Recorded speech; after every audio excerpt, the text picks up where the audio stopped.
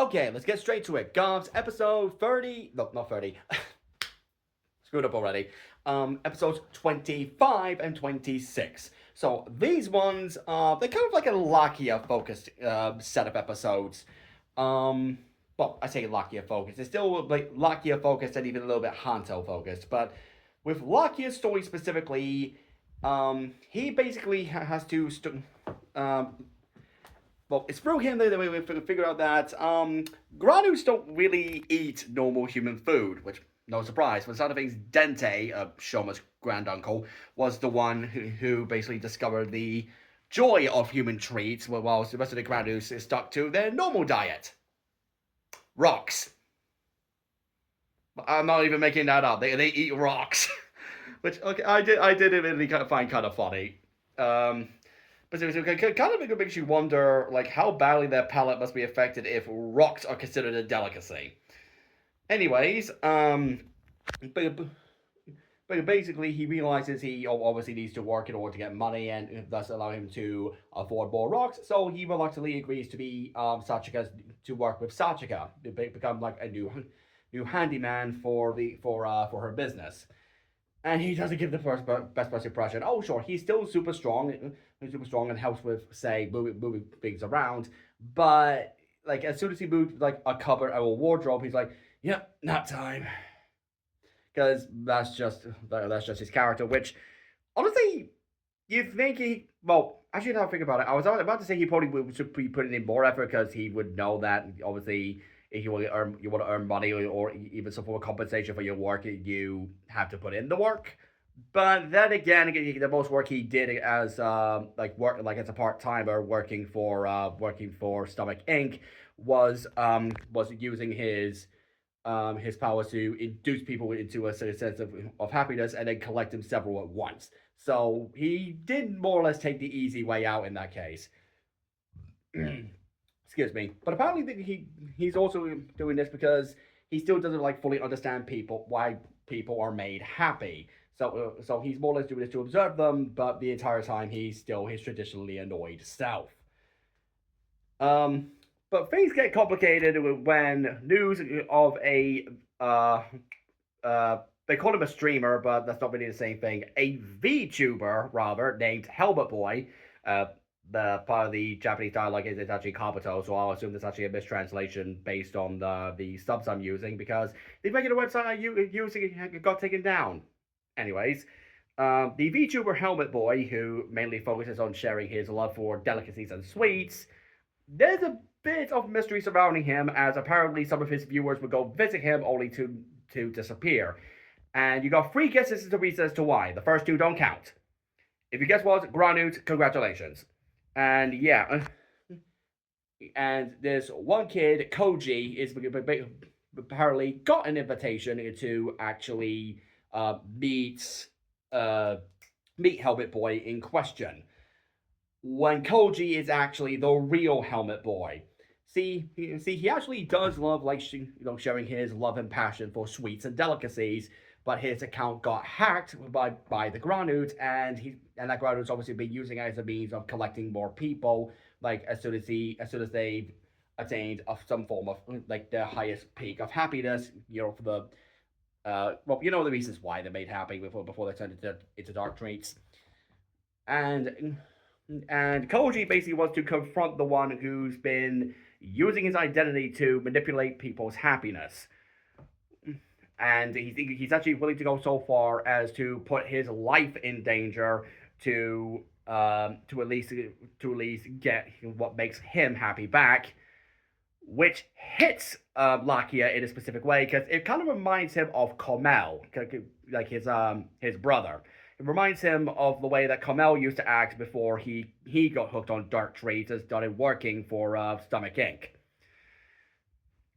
Which apparently news of that has actually gone around with all the other part timers, which I figured out that the Japanese word for that is baito, which in itself is a pun for bite. Which okay, that's clever. Um, and basically, but apparently, word of Komel having tried to run away from Stomach Inc. has made the rounds with the other part timers, and they're like, "Wow, he was an idiot for trying to run away from the addiction of dark treats."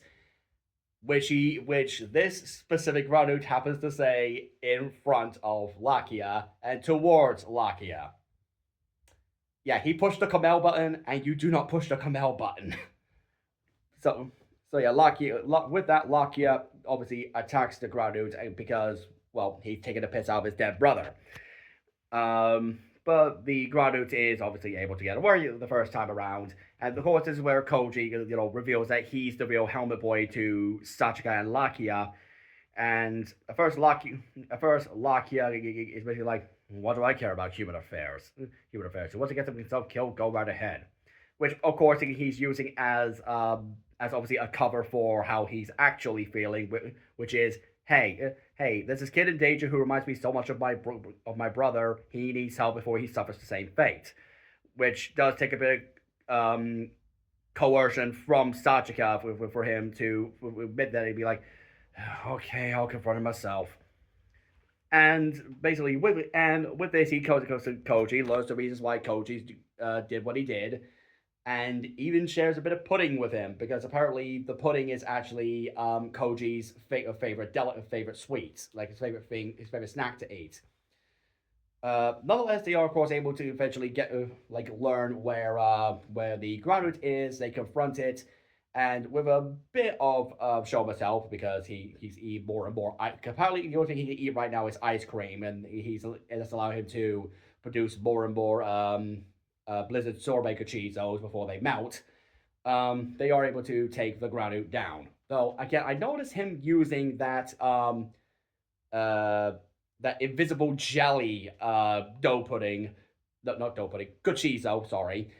Keep on using the invisible jelly cachizo, which, as a reminder, wraps a bind around his heart and makes it stop beating in order for the power of invisibility to last, and he keeps on rapid firing it. So I'm actually really concerned for Lakia right now. This is probably like the red flag of being the character. Like before the series is done, he's probably gonna die, which I don't want that to happen because Lakia is proved to be one of the more interesting characters in this show so far. And that's not to say that's not for lack of trying. There are a lot of interesting characters in Gavv so far. It's just I kind of don't want him to go so quickly. Anyways, but that is the general gist of what Lakia goes through with these couple of episodes. Him studying understanding what makes people happy and wanting to fight for that, while also still fighting to get revenge for Kamel. Hanto, meanwhile, while he's currently dealing with another bitter Gavv clone who's acting more like the clone we just seen destroyed, the one who was all jovial and a bit sadistic, treating everything around him like a game. But he begins to notice that the more he uses the chocolate gachizo, the more it starts to cause pain in his heart. The more he's start to, it's more the case, like when he's not using it, he's in agony. But when he's using it in Kamen Rider form, he's more or less fine. Which, yeah, that can't be comfortable. And I can speak for experience because for several weeks now I've been feeling an ache in my chest. It's not heart related. Don't worry. It's just a case where because I read this online, because apparently aches in the shoulder muscles can lead to aches in the chest muscles, which yeah, is more or less what I've been feeling.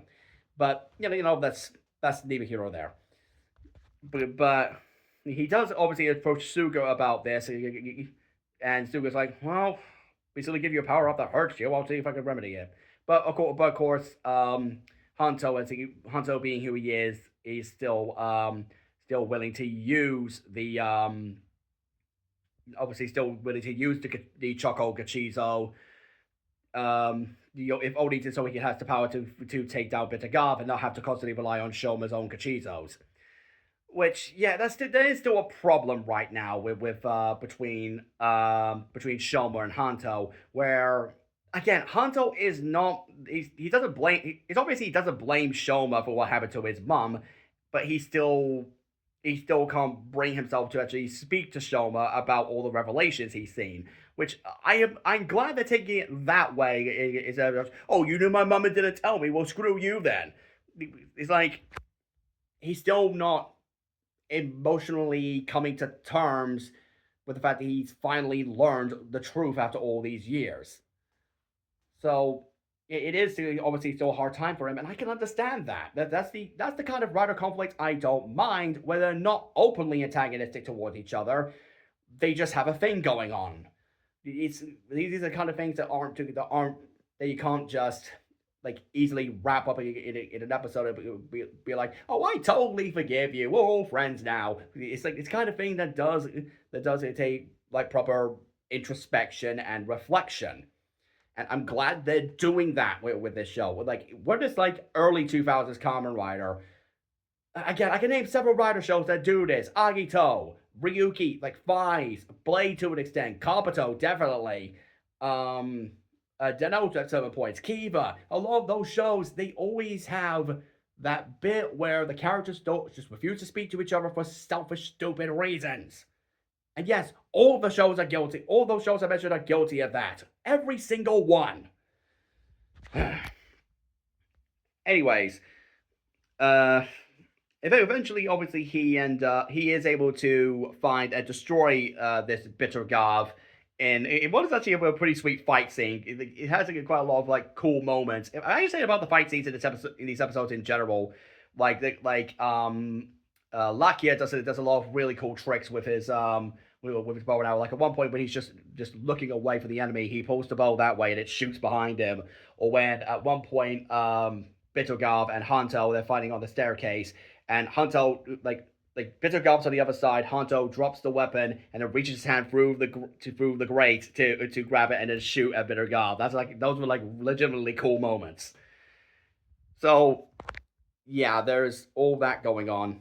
There's all really cool fight scenes, and again, Bittergarv is defeated, but Hanto is obviously still feeling the chest pain, and so goes to Suga about it, and sees a bunch of Dark Shoma clones coming out of his closet. That Suga is what we call a whoopsie. So yeah, again, just like the last couple episodes, not much plot to really go over this time around. It's more so just good character moments as well as just letting the situation play out as is without going to the extreme tropes I expect from like again early Heisei Kamen Rider. And for the looks of things, they are at least going to finally resolve these in the next couple of episodes. Well, I should know that because in the next couple of episodes, we're going to see Kamen Rider Bake, who so far is the only writer in the series without a V as part of the pronunciation. Though sometimes the V in Japanese can be B. So, still kind of fits the naming trend of the writers in this show.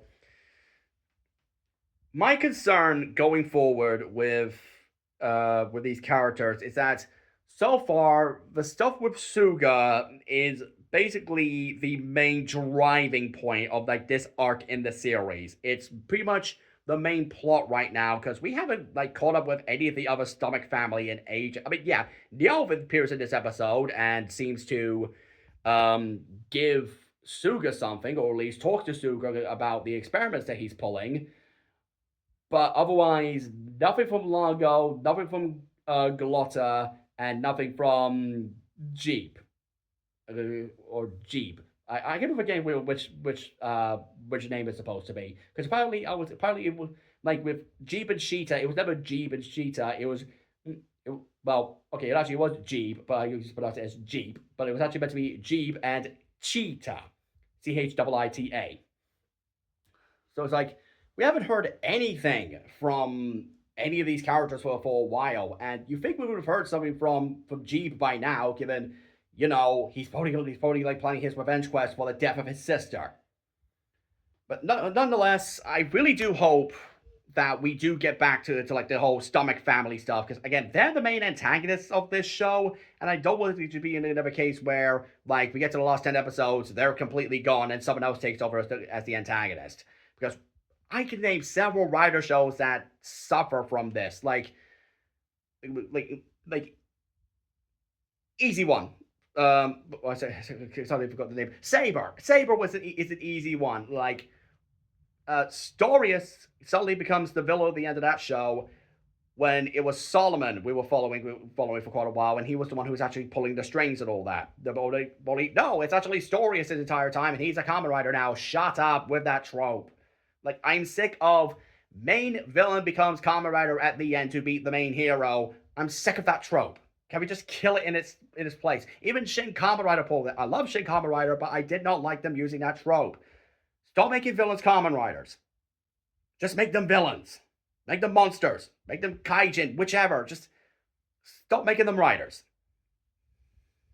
All right, so yep. Sorry, tangent aside. I do like these last couple episodes, and I'm looking forward to what these new episodes bring. Well, episode 29 is coming out today, so hopefully I'll be able to get 27 and 28 done. But there's no guarantee like when I'll be able to film a video for that because well, two things. One is the Easter break, so it's going to be 2 weeks of kids being everywhere, and second, I'm actually off of work for the first week, and the plan we're doing right now with myself, my mum, and my little brother is every other day we're going out somewhere. So no guarantee of when next the video for episodes 27 and 28 will come up. Just keep an eye out. I'll try my best. But yeah, that's all I'm gonna say. Thanks for watching, guys. I'll see you later.